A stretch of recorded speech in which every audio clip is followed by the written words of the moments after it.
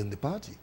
But eventually it became a personal problem for me because as I took issue with it, my personal conduct was called into question, and I ended up having to fend off allegations of corruption against I went from being a monitor of UDCOT as part of the cabinet to being a witness in the Commission of Inquiry to being a subject of the inquiry. So that's a unique and then situation. You had that housing investigation, which was called again and again and again. Yeah, and I'm pretty sure that my good friend, I don't know if you know, my good friend, the current Attorney General, he's investigating too, you know, because they all feel that they could find something. The bottom line is that we have a state enterprise, which is what you call an executing agency, carrying out the development program on behalf of the central government. And there was a lot that was wrong with it.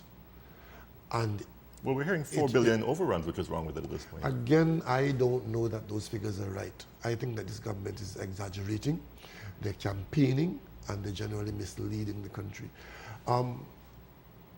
Cost overruns in themselves are not inherently bad.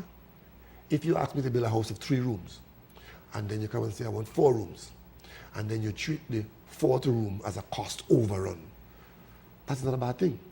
On the other hand, but that's not the way you're supposed to do things, though. You decide on a 4-bedroom house up you front. have to tell me what is the basis of the overrun, so I could see whether it is waste, corruption, excess, right?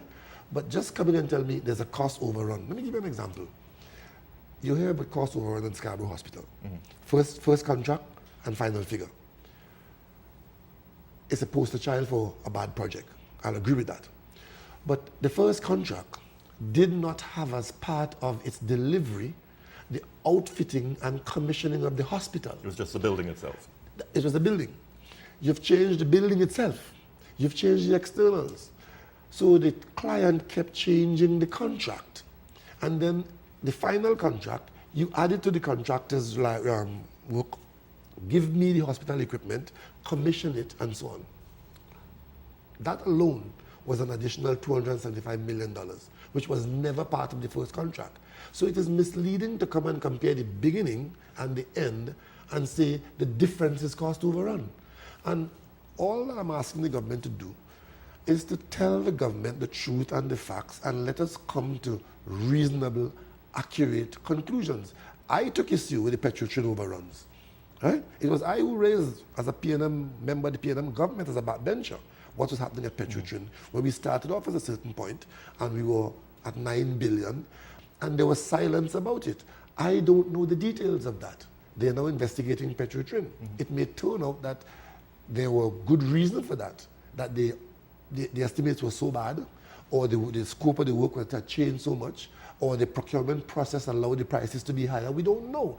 But to say that because you say that the price is different, it means cost overrun equals corruption. And then you find yourself being sucked into that, so now you're having to exaggerate everything, right? You heard Minister of Works recently talking about a lawyer who had money for the state and he wanted to sue the lawyer, who happened to be a senator. Of course, yeah. Absolute rubbish. This was a lawyer who was acting for a landlord who had a tenant, which was a government agency. If the government has a problem with the landlord, that's a matter between the tenant and the landlord. The lawyer is a professional doing lawyering. Yeah. How can you come to the parliament and say you demand that the lawyer pay you back and you're going to sue the lawyer? You are just exaggerating in the climate that everything is corrupt and everything is wrong.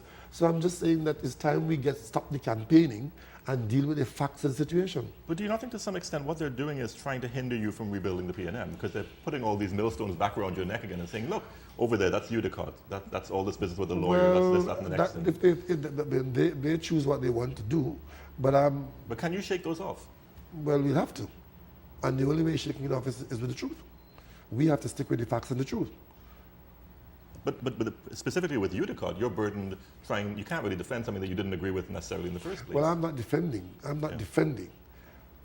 You will not have me defending what happened at UDCOT or the individual conduct of people at UDCOT. As a matter of fact, it is because I wasn't prepared to go along with it that I took issue with it in the government and out of the government. However, UDCOT and its exposure has shown to this country that there are management and procurement issues, not only in UDCOT, but I dare say in the state enterprise sector. And to the extent that there was prime ministerial and cabinet support for a state company that in fact sought to damage a minister of government because the minister took issue with his business, that should tell you that we need to treat our state enterprise sector in a certain way. There was a time in Mexico where the Mexican government felt threatened by Pemex, national oil company. That company had become so big and so out of control that it threatened the Mexican government. Functionaries in Pemex were threatening the government. Right here in Venezuela, we had PDVSA threatening, and in fact, it's alleged, and we have evidence, where we here in Trinidad and Tobago had to send gasoline to Venezuela because PDVSA refused to supply gasoline to Caracas in an attempted coup. You remember that? Mm-hmm. This is a state enterprise that was conducting its business in a certain way. And all I'm saying here, what we have learned from UDCOT should not pass unnoticed. And it all has to do with the role of state enterprises, confirmation with the authority that they should report to, monitoring of state enterprises.